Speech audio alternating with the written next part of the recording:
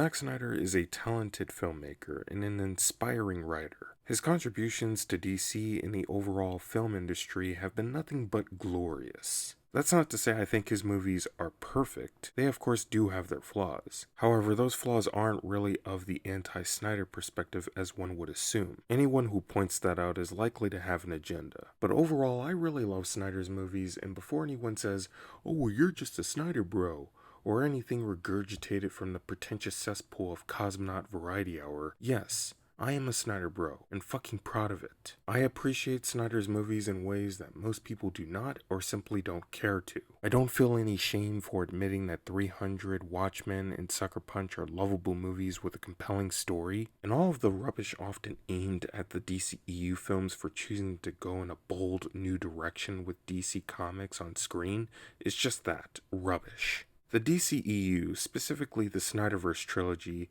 are great films, and hated for very disingenuous reasons, ranging from unhappy Superman to alleged character assassination to alleged bad writing.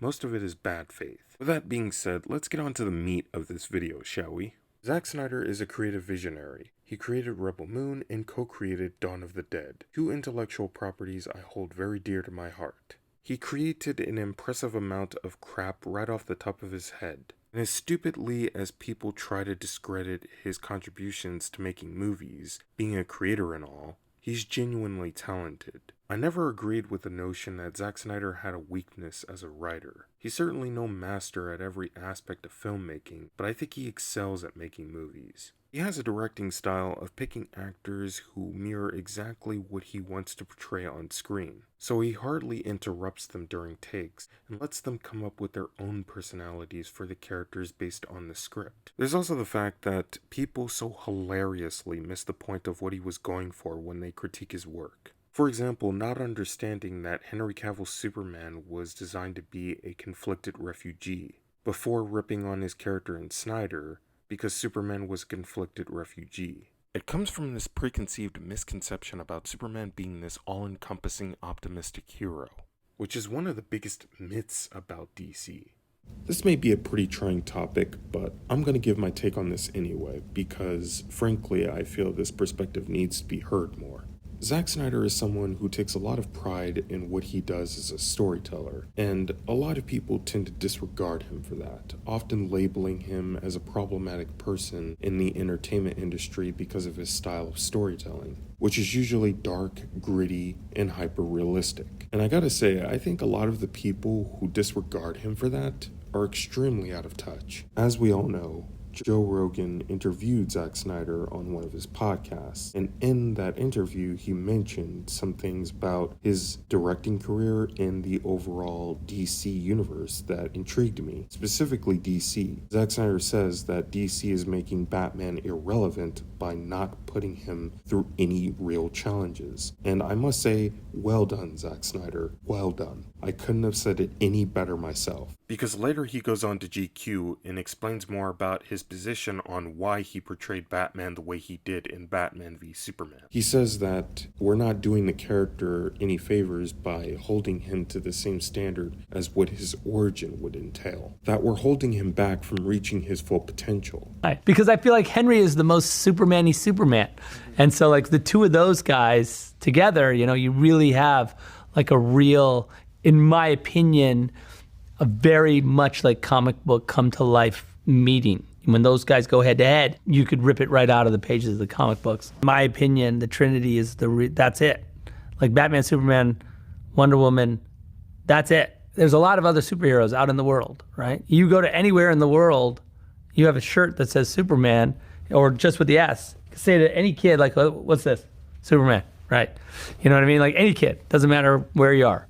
And I would say that, like, you know, if you have, I can't even think of another symbol other than Batman, that you just go like, what's this? Even superheroes that I think are like the most iconic superheroes in the world, you still like go, what's this? And they're like, it's like McDonald's, you know, it's like you just know it, you know? And so I just think that I would have loved to have let them take their place sort of in the, you know, in pop culture where they belong.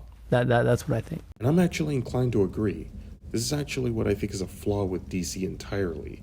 A lack of growth. Rarely do we ever get to see a cohesive DC universe be brought into live action where Batman and a lot of characters are portrayed in a compelling fashion. And whenever we do, it always gets destroyed before it ever ends. And this is due to the ongoing trend of DC constantly rebooting their stories time after time, where Batman, Superman, and Wonder Woman all go back to being portrayed a certain way and their origins are just brought about all over again. And this is something I see happen a lot, and not just their watchable content, but their comics as well. Anytime an artist comes along and does something different with DC, like Injustice with Batman and Superman, it typically gets shot down by a vocal minority. And that minority is usually people who are fans of the comic book cheesiness and absurdity of DC, where everything is portrayed a certain way and their characters are all portrayed as gods instead of relatable ones. And hardly anything is ever taken seriously, because you see, DC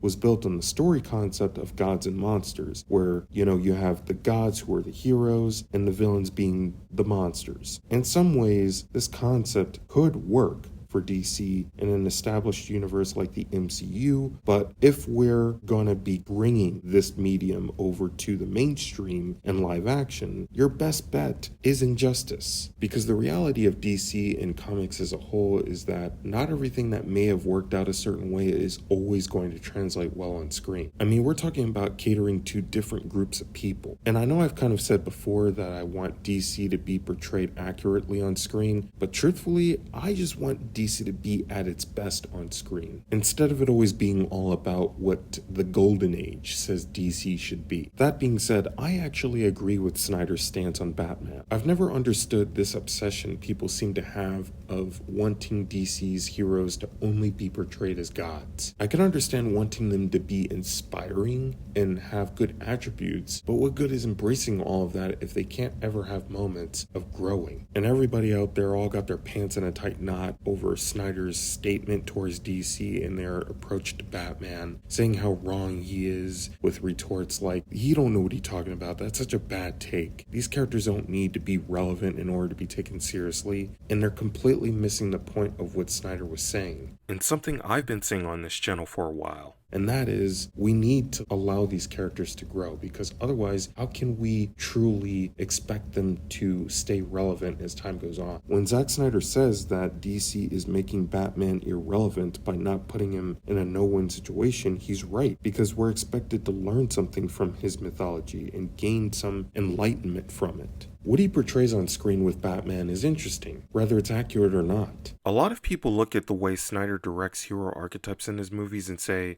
that's wrong in my eyes. I would say those people have no real joy in their souls. It's not that Snyder doesn't understand hero archetypes. I think he looks at hero archetypes and says, that's too predictable.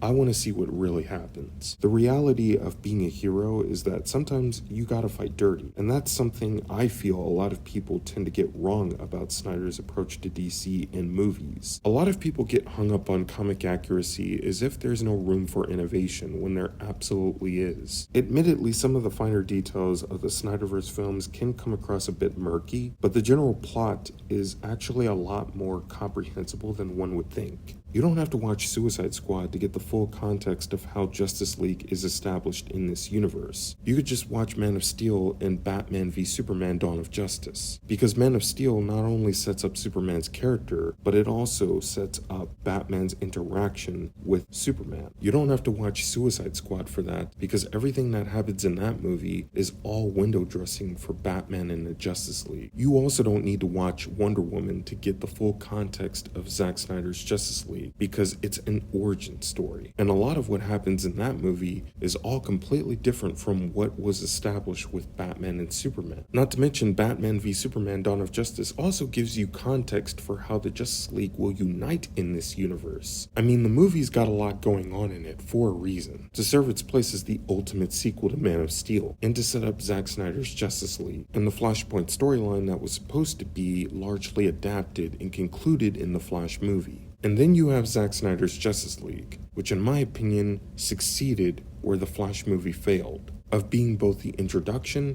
and conclusion to the Snyderverse. Not to mention you get glimpses into what Snyder's take on the Flashpoint storyline would have been like on screen with 40-year-old Barry Allen in what seems to be an Iron Man-inspired Flash suit, alongside the appearance of Deathstroke and the reintroduction of Batman, Joker, and Cyborg. And since Warner Brothers had already pulled the plug on the Snyderverse before the Snyder Cut of Justice League was ever released, I think the best way to view the Snyderverse entirely is by watching it as a trilogy, even though Snyder intended for it all to be a 5-film saga, like what Kevin Feige did for Marvel back in Phase 1 of the MCU. While I will admit that a 5-film saga isn't really the best way to establish DC in a cinematic universe, I don't think it's really fair to judge Man of Steel, BVS, and Justice League as individual films. You have to look at them as a unified picture because that was what Snyder intended. He also intended for his take on DC to be more cinematic and valuable. And the people who don't see that are too closely attached to the DC characters from the books. You know, all they see is their favorite characters on screen. They don't need anything else. And there's a part of me that can empathize with that because Daredevil 2003 is not really all that much of a cinematic and valuable take on the character like Netflix's Daredevil. You know, that's one thing I will give Netflix is they did a really good job of bringing Daredevil to life, you know, to the point of having this be a character who you would believe would be in the position he's in. You know, that's something that Mark Steven Johnson kind of came up short on with his take on Daredevil in the 2003 film, specifically the director's cut. Mark Steven Johnson's Daredevil, I will admit, is a direct reflection of the Sam Raimi Spider-Man movies, with its cheeseball writing and portrayal of the man without fear. I will admit that. It's not really a solid take on the character, but I enjoyed anyway because it portrayed certain things about Daredevil that I felt were ignored and utterly butchered in the Netflix series. So I understand that aspect of it, but there has to be a realization here. There has to be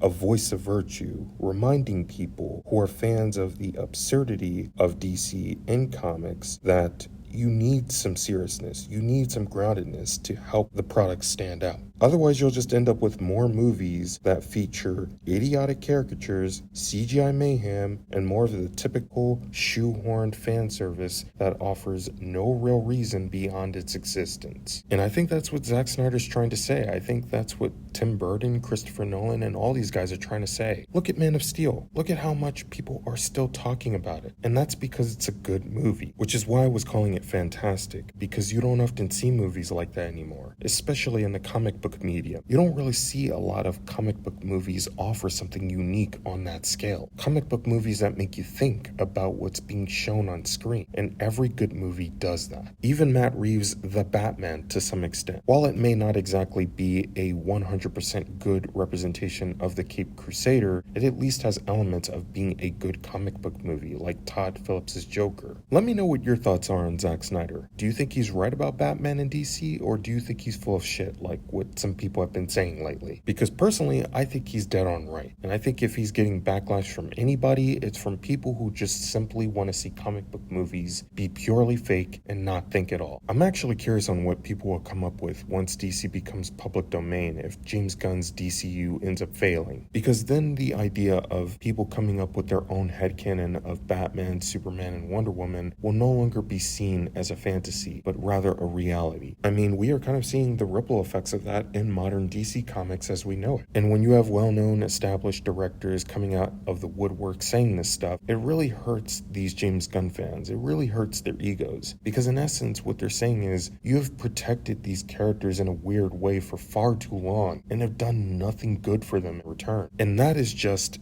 dead on legitimately correct. But anyways, that's it for this one, folks. Stay righteous, my fellow comrades, and I will talk to you later. #Snyderverse for life.